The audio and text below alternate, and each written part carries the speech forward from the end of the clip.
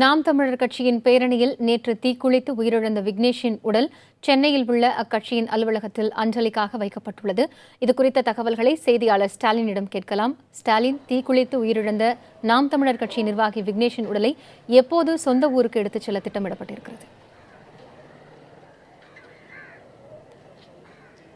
காயத்ரி, காவிரி நதிநீர் விவகாரத்தில் கர்நாடக அரசை கண்டித்தும் கர்நாடகாவில் தமிழருக்கு எதிரான வன்முறையை உடனடியாக தடுக்க கோரியும் நாம் தமிழர் கட்சியின் திருவாரூர் மாவட்ட மாணவரணி செயலாளர் விக்னேஷ் நேற்று தீக்குளித்தார். அவர் இன்று காலை பலத்த தீக்காயங்களுடன் சென்னை கீழ்ப்பாக்கம் அரசு மருத்துவமனையில் அனுமதிக்கப்பட்ட அவர் இன்று காலை 11 மணி அளவில் உயிரிழந்தார்.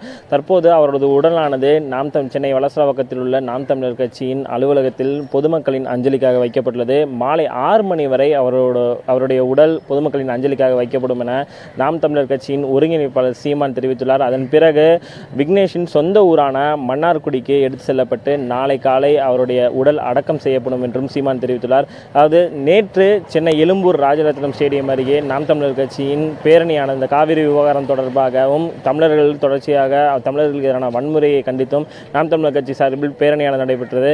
எதிர்பாராத விதமாக அக்கட்சியின் அந்த திருவாரூர் மாவட்ட மாணவரணி செயலாளர் விக்னேஷ் தன்னுடைய உடலில் பெட்ரோலை ஊற்றிக்கொண்டு தானாக தீக்குளித்தார். அதன் பிறகு பலத்த தீக்காயங்களுடன் அனுமதிக்கப்பட்டவர் இன்று உயிரிழந்தார். தற்போதைய நிலையில் அவருடைய உடலுக்கு நாம் தமிழர் கட்சியின் முக்கியமான நிர்வாகிகள் அஞ்சலி செலுத்தி வருகிறார்கள். அது மட்டுமில்லாமல் அக்கட்சியின் தொண்டர்களும் இங்கு அதிக அளவில் கூடியுள்ளார்கள். பொதுமக்களும் நேரடியாக வந்து அவருடைய உடலுக்கு அஞ்சலி செலுத்தி வருகிறார்கள். முக்கியமான அரசியல் கட்சி தலைவர்களும் அவருடைய உடலுக்கு அஞ்சலி செலுத்த வருவார்கள் என்று எதிர்பார்க்கப்படுகிறது. காயத்ரி, ஸ்டாலின், விக்னேஷ் நாம் தமிழர் கட்சியில் எத்தனை ஆண்டு காலமாக நிர்வாகியாக அங்கம் வகித்து வருகிறார்?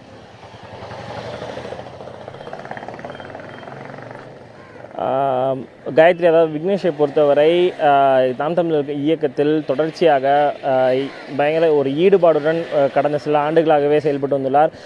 விக்னேஷை பொறுத்தவரை மாணவரணி செயலாளராக கடந்த ஆண்டு தான் அவருடைய மாணவரணி செயலாளராக நாம் தமிழர் கட்சியின் சார்பில் அறிவிக்கப்பட்டிருந்தார். அதன் பிறகு தொடர்ச்சியாக நாம் தமிழர் கட்சியின் அனைத்து போராட்டங்கள் மட்டுமல்லாமல் பல்வேறு நிகழ்வுகளிலும் நாம் தமிழர் கட்சியின் சார்பில் நடைபெற்ற அனைத்து நிகழ்வுகளிலும் பங்கேற்றுள்ளார். அவர் விக்னேஷை பொறுத்தவரை அவருடைய சொந்த ஊர் மன்னார்குடி. அவருடைய பெற்றோர் என்பவர்கள் 2 பேர், அதாவது பெற்றோர்களுக்கு ஒரே மகனாக தான் விக்னேஷ் இருந்துள்ளார். சென்னை கொரட்டூரில் தங்கி அம்பத்தூரில் பணிபுரிந்து வந்த அவர் நேற்று காலை நடைபெற்ற அந்த பேரணியின் பொழுது உயிர் நீத்தார். அதன் பிறகு, அதாவது விக்னேஷை பொறுத்தவரை நேற்றைய முன்தினமே அவருடைய முகநூல் பக்கத்தில் ஒரு விஷயத்தை குறிப்பிட்டிருந்தார். அதாவது நாளை நடைபெறக்கூடிய, அதாவது நேற்று நடைபெற்ற அந்த நாம் தமிழர் கட்சியின் பேரணியில் பல்வேறு தற்கொலை போராட்டங்கள் இடம்பெறக்கான அதிகமான வாய்ப்புகள் உள்ளது. அதனை ஊடகங்கள் நிச்சயமாக ஒளிபரப்ப வேண்டும் என்ற ஒரு விஷயத்தையும் தன்னுடைய முகநூல் பக்கத்தில் அவர் தெளிவாக குறிப்பிட்டிருந்தார். அது மட்டுமல்லாமல் அவர் தீக்குளித்த பிறகு அவருடைய பையிலிருந்து ஒரு கடிதமானது காவல்துறையால் கைப்பற்றப்பட்டிருந்தது. அந்த கடிதத்தில் காவிரி விவகாரத்தை பொறுத்தவரை தமிழர்கள் அதிகமாக வஞ்சிக்கப்படுகிறார்கள், தமிழ்நாடு அதிகமாக வஞ்சிக்கப்படுகிறது, உடனடியாக அரசு பல்வேறு விதமான நடவடிக்கைகளை மேற்கொள்ள வேண்டும், மத்திய அரசையும் வலியுறுத்தும் விதமாக அந்த கடிதத்தின் பல்வேறு முக்கியமான தகவல்களை குறிப்பிட்டிருந்தார். அதே போல காவிரி விவகாரம் மட்டுமல்லாமல் அவர் சார்ந்த அந்த டெல்டா மாவட்டங்களான அந்த கெயில் விவகாரம் தொடர்பாகவும் பல்வேறு முக்கியமான அம்சங்கள் குறித்தும் அவர் கடிதத்தின் வாயிலாக உலகிற்கு தெரிவிக்கும் விதமாகத்தான் அந்த கடிதத்தில் பல்வேறு விதமான தகவல்களை தெரிவித்திருந்தார். இந்த நிலையில் நேற்று அவர் தீக்குளித்தவுடன் 93% தீக்காயங்களுடன் இன்று காலை 11 மணி வரை ஒரு இக்கட்டான நிலையில் தான் இருந்தார். அதன் பிறகு அவர் இறந்துவிட்டார் என்ற அதிகாரப்பூர்வ அறிவிப்பை சென்னை கீழ்ப்பாக்கம் அரசு மருத்துவமனை நிர்வாகம் வெளியிட்டது. அவருடைய உடலானது சென்னை கீழ்ப்பாக்கம் அரசு மருத்துவமனையிலிருந்து அமைதியான முறையில் ஊர்வலமாக நாம் தமிழர் கட்சி அலுவலகத்துக்கு எடுத்து வரப்பட்டது. அதன் பிறகு இன்று மாலை 6 மணி வரை வைக்கப்பட்ட பிறகு நாளை காலை 10 மணி அளவில் அவருடைய உடலானது அடக்கம் செய்யப்படும் என்று நாம் தமிழர் கட்சியின் சார்பில் அறிவிக்கப்பட்டுள்ளது. காயத்ரி, ஸ்டாலின், விக்னேஷை இழந்துள்ள அவரது குடும்பத்தினர் ஏதேனும் குறிப்பிட்டிருக்கிறார்களா?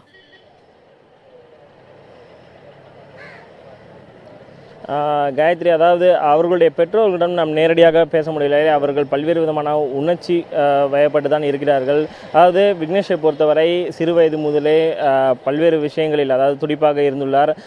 படிப்பில் கூட நல்ல முறையில் தான் படித்ததாக தான் அவருடைய உறவினர்களாகட்டும் நாம் தமிழர் கட்சியின் தொண்டர்கள் இங்கு வந்த பிறகு தகவல் தெரிவித்தார்கள். அதாவது விக்னேஷ், அதாவது இந்த நாம் தமிழர் கட்சி மட்டுமல்லாமல் பல்வேறு விதமான தமிழ் அமைப்புகளில் சார்ந்த விஷயங்களிலும் துடிப்புடன் செயல்பட்டுள்ளதாகத்தான் அவருடைய உறவினர் உறவினர்கள் தெரிவித்துள்ளார்கள். ஆனால் இது போன்ற ஒரு முடிவை அவர் எடுத்திருக்கக்கூடாது என்பதுதான் அவர்களுடைய உறவினர்கள் மற்றும் நாம் தமிழர் கட்சியின் தொண்டர்களின் முக்கியமான கருத்தாக பார்க்கப்படுகிறது. எந்த ஒரு விஷயமாக இருந்தாலும் அறவழியில் போராட்டங்களில் ஈடுபட்டிருக்க வேண்டும். ஆனால் இது போன்ற ஒரு தற்கொலை முடிவை எடுத்திருக்கக்கூடாது என்பதுதான் உறவினர்களின் கருத்தாக உள்ளது. அதே போல நாம் தமிழர் கட்சியின் ஒருங்கிணைப்பாளர் சீமான் கூட நேற்று மேடையில் வைத்தே இது போன்ற விஷயத்தை தான் அவரும் குறிப்பிட்டார். நாம் தமிழர் கட்சியை பொறுத்தவரை இது போன்ற தற்கொலை சார்ந்த விஷயங்களை என்றுமே அனுமதிப்பதில்லை. ஆனால் விக்னேஷ் இது போன்ற முடிவை எடுத்திருக்கக்கூடாது என்றுதான் சீமானும் தெரிவித்திருந்தார். இனிமேல் எந்த விதமான போராட்டங்களும், அதாவது அறவழி போராட்டங்கள் மட்டுமே நாம் தமிழர் கட்சி தொண்டர்கள் ஈடுபட வேண்டும். தற்கொலை போன்ற இது போன்ற சம்பவங்களில் நிச்சயமாக நாம் தமிழர் கட்சியில் மட்டுமல்ல மற்ற கட்சி தொண்டர்களும் ஈடுபடக்கூடாது என்றுதான் சீமானும் நேற்றும் தெரிவித்திருந்தார். இன்றும் செய்தியாளர்கள் சந்திப்பில் இந்த விஷயத்தை அழுத்தமாக குறிப்பிட்டிருந்தார். காயத்ரி, ஸ்டாலின், மற்ற கட்சியைச் சேர்ந்த தலைவர்கள் விக்னேஷின் உடலுக்கு அஞ்சலி செலுத்த வாய்ப்பு இருக்கிறதா குறிப்பிட்டிருக்கீங்க. அவர்கள் யார் யார் என்ற விவரங்கள் தெரிய வந்திருக்கிறதா?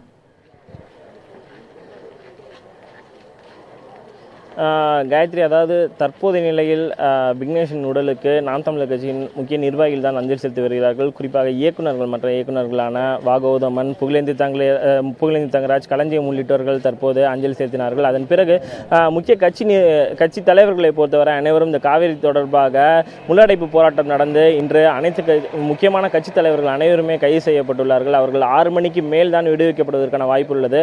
அதன் பிறகுதான் யார் யார் எந்தெந்த கட்சி தலைவர்கள் நேரடியாக உடலுக்கு அஞ்சலி செலுத்துவார்கள் என்ற விவரம் முழுவதுமாக தெரிய வரும். காயத்ரி.